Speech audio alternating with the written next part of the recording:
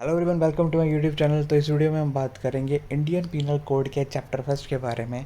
तो पहले बात करते हैं कि इंडियन पीनल कोड इंडिया में इंट्रोड्यूस हुआ था 6 अक्टूबर 1860 में। ये बहुत इंपॉर्टेंट है, आपको कॉम्पिटेटिव एग्जाम में पूछा जा सकता है।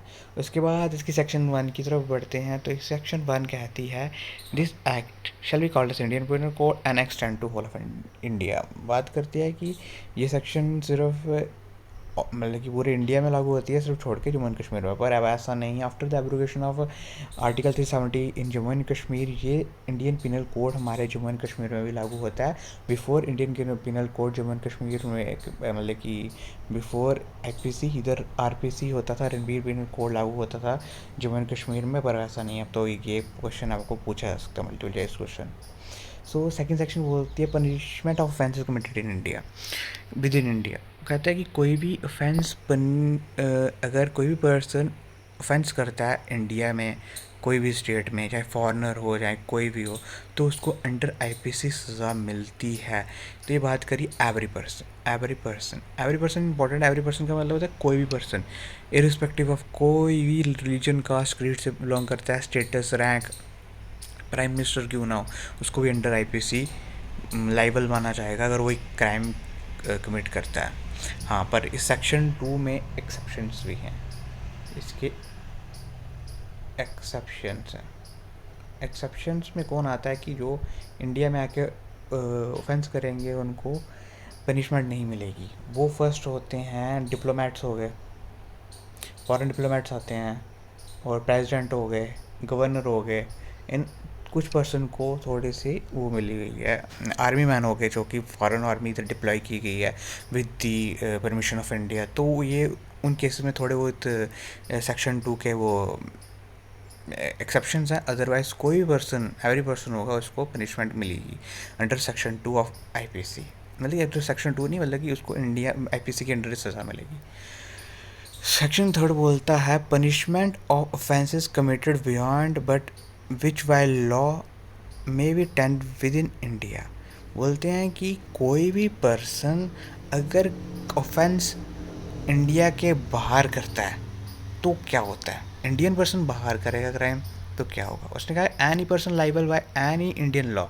कोई भी पर्सन कमिट करेगा क्राइम इंडिया से बाहर पर इंडिया में वो गलत है तो उसको सेम पनिशमेंट मिलेगी जैसे आईपीसी के अंडर मिलेगी। फॉर एग्जांपल देता हूँ, इसमें सेक्शन 3 की एग्जांपल देता हूँ मैं।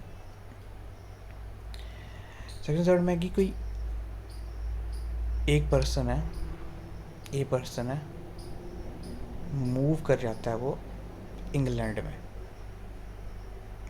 मूव कर जाता है और इधर वो क्राइम कमिट करता है, थेफ्ट का या कोई भी कमिट करता है, क्राइम कमिट करता है जो कि under IPC it's a offence.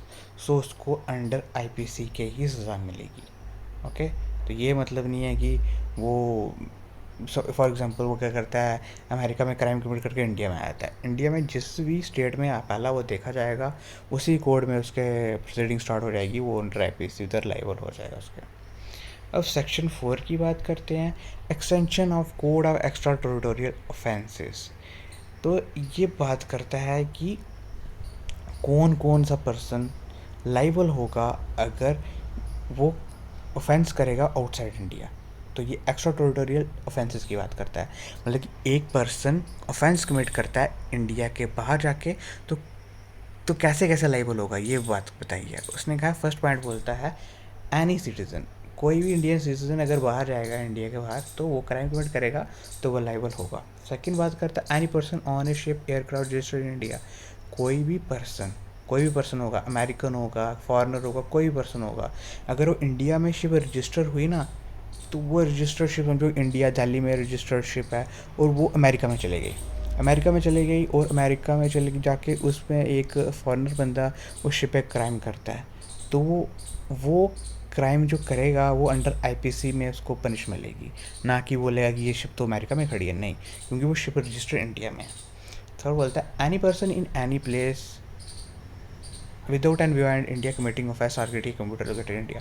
कोई भी पर्सन किसी भी कोने में होगा इंडिया में, जो कंप्यूटर हैं उनको मतलब कि कुछ इसके साथ छेड़छाड़ करता है उसके वायरस फैलाता है या कोई मतलब कि साइबर क्राइम करता है इंडिया में, मतलब कि कहीं से भी इंडिया में कुछ हैक करता है, हैकिंग करता है, कुछ भी करता है, तो इंडियन आईपीसी के अंडर उसको सज़ा मिलेगी। जो आईटी एक्ट है, इंफॉर्मेशन टेक्नोलॉजी एक्ट 2000 के अंडर उसको सज़ा मिलेगी।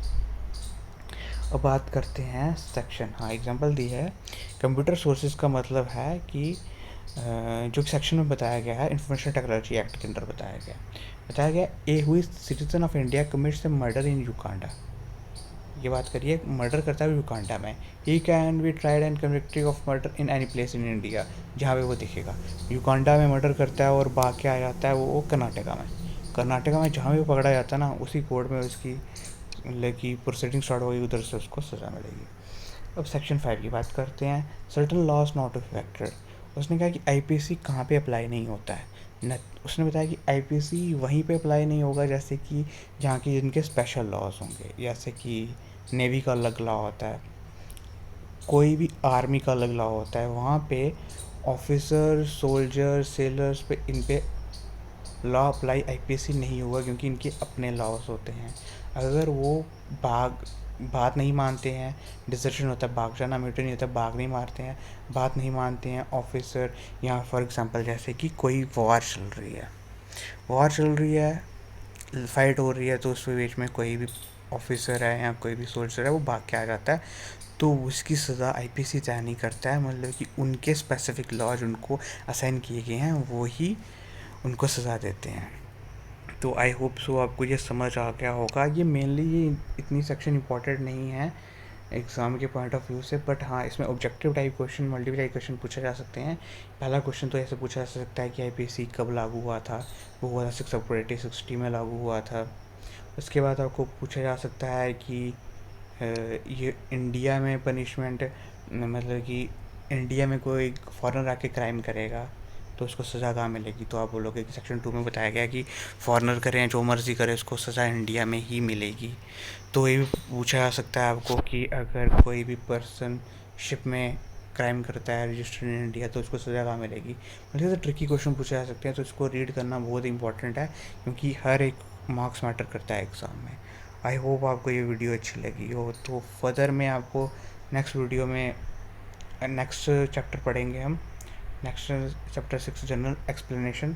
सो वीडियो को जहाँ तक देख लिया तो चैनल को सब्सक्राइब कर देना, वीडियो को लाइक कर देना। मिलते हैं नेक्स्ट वीडियो में।